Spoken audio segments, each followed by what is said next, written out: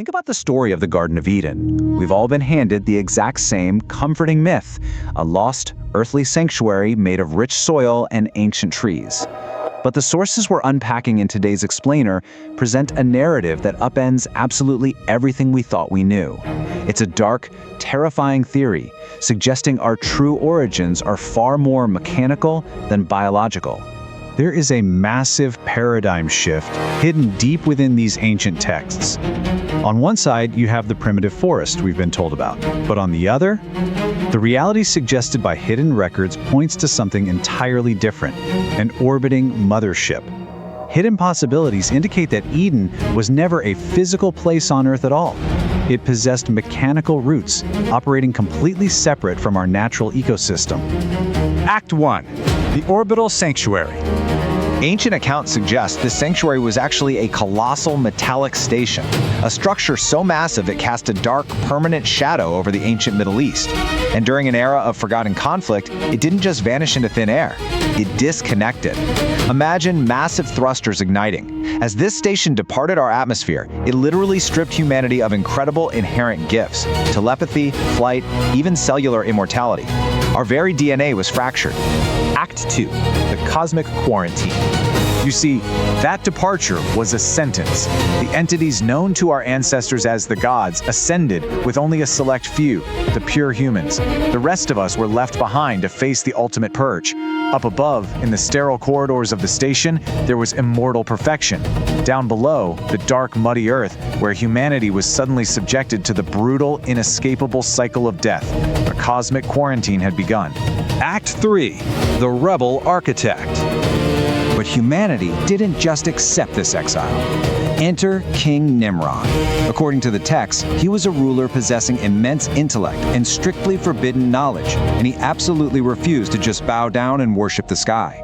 He understood that prayers echoing into the void were never going to bring back their lost technology. They needed a physical bridge, a docking port, a real way to reach that mothership. And this realization birthed a project of absolute planetary defiance: the construction of the Tower of Babel. Picture thousands of workers etching intricate, circuitry-like patterns into massive stone blocks. Make no mistake, this was no temple. It was a structural masterpiece resembling a modern rocket gantry. Act 4. Bridge to the Stars. The Babel project was a perfectly unified, multinational effort. They achieved an ancient collective frequency of teamwork that severely threatened the Anunnaki observers watching from above. And here is the first terrifying revelation we need to confront. The Tower of Babel was never a religious monument. It was a fully functional space elevator. It was designed to shoot a beam of energy to hack the orbital quarantine, a literal ladder reaching back to the mothership. The accounts depict a chilling moment where the tower actually neared completion. It became a physical bridge reaching out, attempting to initiate a docking sequence. The crafts from the station were physically threatened by this. The inmates of Earth were about to break right into the warden's control room. Act 5. The Great Erasure. But the gods did not want to be reached. Seeing this rebellion on the verge of success, the orbiting station prepared a devastating countermeasure to dismantle human unity forever. It wasn't lightning striking a stone tower like the old paintings show. It was a massive energy weapon fired from orbit, a high-frequency white pulse that washed over the builders, targeting the very fabric of human consciousness. Which leads us to the second major revelation of these texts. The famous biblical story of the confusion of tongues. It was not a miracle. It was a mass memory wipe. That sudden inability to communicate was actually a forced DNA frequency shift. In a single instant, that orbital pulse fractured the unified human mind, creating literal erased sectors in our cognitive blueprints. The aftermath described is absolutely horrifying. Brothers looked at each other and saw only strangers. Their shared history, their language, and their vital technical blueprints for the space elevator, it all just dissolved into digital noise and sand. The knowledge of how to build the docking port was entirely erased from their biological hard drives. Let me ask you something. Do you ever feel like you've forgotten something vital about your own origins? Like there's a memory just out of reach in your mind?